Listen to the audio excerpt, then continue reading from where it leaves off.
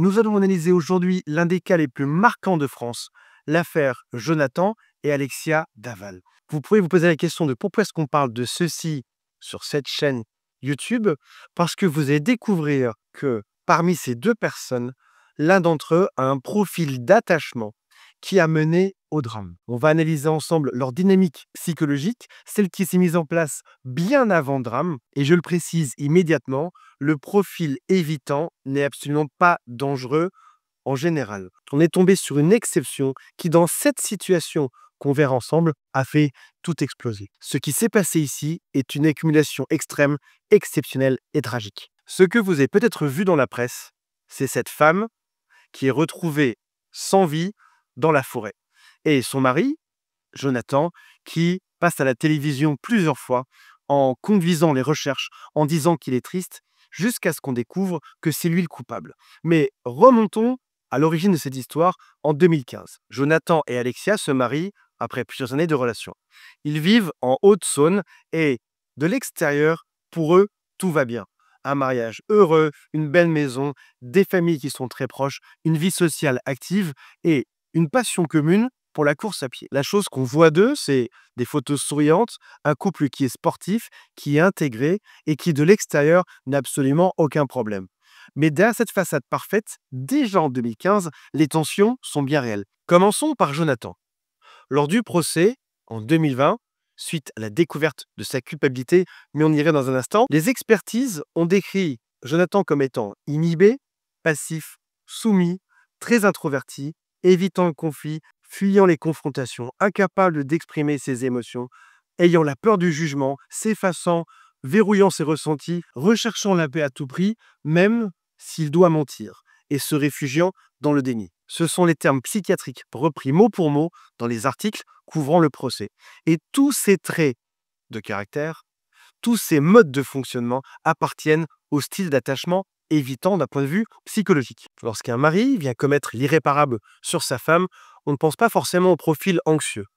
On pense par exemple au profil psychopathe, ou manipulateur, ou pervers.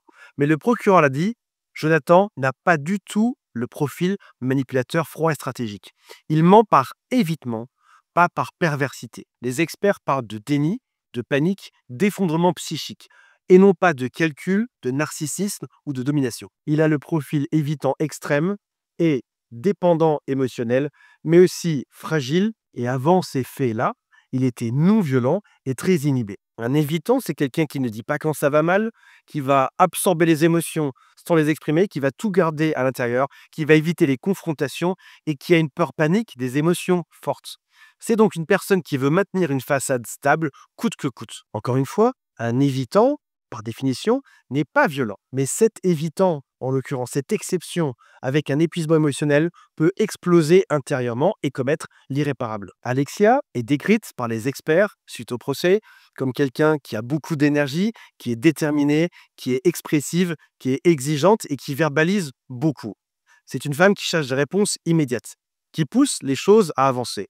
Elle a un fonctionnement qui est beaucoup plus direct, beaucoup plus expressif et beaucoup plus rapide. Qu'on se mette d'accord, quand on décrit Alexia, ce n'est pas un défaut, ce n'est pas toxique, c'est juste un style relationnel qui est différent. Sauf que dans le couple Daval, Alexia parle pour deux, Jonathan ne parle pour personne, et chacun se sent incompris.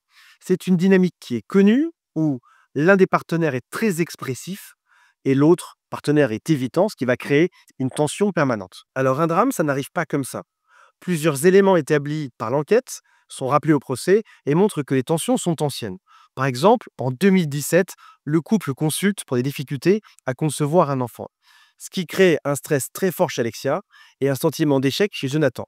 C'est aussi un poids émotionnel énorme et des attentes qui sont opposées. Un peu plus tard, la même année, Jonathan se replie de plus en plus, mais il ne dit rien, parce qu'intérieurement, il va vivre une perte d'estime, un sentiment d'infériorité et une énorme pression sociale. En fin d'année 2017, les disputes sont à répétition. Alexia, elle veut avancer. Jonathan dit « je n'arrive plus à suivre ». Il ne dit pas « j'ai peur », il ne dit pas « je suis épuisé ». Ce qu'il dit, c'est « rien ». C'est exactement le fonctionnement évitant. On tente de tenir jusqu'au moment où on n'a plus assez de ressources intérieures. Le jour du drame, le 28 octobre 2017, ce matin-là, selon Jonathan, une dispute a éclaté. Alexia lui a reproché sa passivité et la tension a monté. Jonathan craque et là, le drame survient. Il panique. Il ne comprend même pas lui-même ce qu'il vient de faire. Il perd pied complètement. Et quelques heures plus tard, Alexia est retrouvée sans vie dans un bois, dans la zone boisée juste à côté de chez eux, à environ 6 kilomètres. Cette découverte choque immédiatement la région entière. Et encore une fois, je le rappelle pour la deuxième fois, ce n'est pas le comportement typique d'un évitant. C'est une réaction qui est extrême, qui est rarissime et qui est dramatique, qui n'est pas généralisable. Après ce drame-là, on arrive dans le déni et les mensonges. Et c'est ça qui va bouleverser la France à l'époque. Jonathan alerte la famille d'Alexia. Il pleure, il participe aux recherches. Il a même un discours qu'il lit pendant la marche blanche. Il apparaît comme un mari qui est brisé.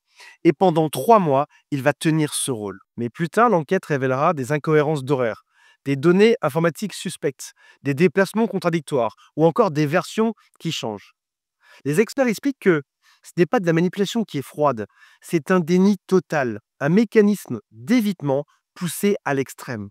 C'est l'impossibilité psychique de Jonathan d'affronter la réalité. C'est comme une tentative désespérée de faire disparaître cet événement de sa tête et donc de la réalité. Il fuit la réalité comme les évitants fuient le conflit, mais sous une forme qui est extrême, qui est pathologique, qui est rarissime et surtout, ça n'excuse rien. Mais ça aide à faire comprendre la mécanique interne de cet événement. En novembre 2020, à 12h30, Jonathan finit par reconnaître le fait d'être responsable. Il est condamné à 25 ans de réclusion criminelle. Des experts psychiatriques concluent qu'il ne souffre d'aucune maladie mentale, qu'il n'a jamais eu de comportement violent avant, qu'il a accumulé des années d'inhibition et qu'il n'avait aucun outil pour verbaliser ce qu'il ressentait. Il a implosé sous la pression. Ce drame est le résultat d'une dynamique relationnelle instable et d'une personnalité qui était très fragile. Cette affaire nous rappelle plusieurs choses. Tout d'abord, un couple peut sembler parfait sur le papier, de parfaits voisins, tout en étant en souffrance profonde.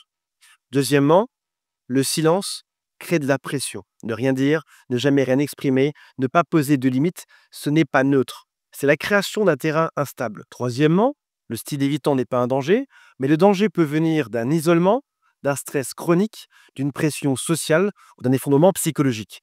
Et surtout de l'absence totale d'aide extérieure. Quatrièmement, les drames n'arrivent pas d'un coup. Ils arrivent après des années de non-dits, de souffrances silencieuses et de malentendus émotionnels.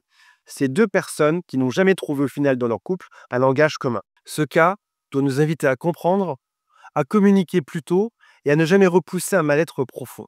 Merci beaucoup d'avoir suivi cette analyse. Si jamais vous souhaitez d'autres analyses sur d'autres couples connus et dramatiques, mettez-moi un commentaire, mettez-moi un like et abonnez-vous à cette chaîne si vous le souhaitez. Salut à tous, bye.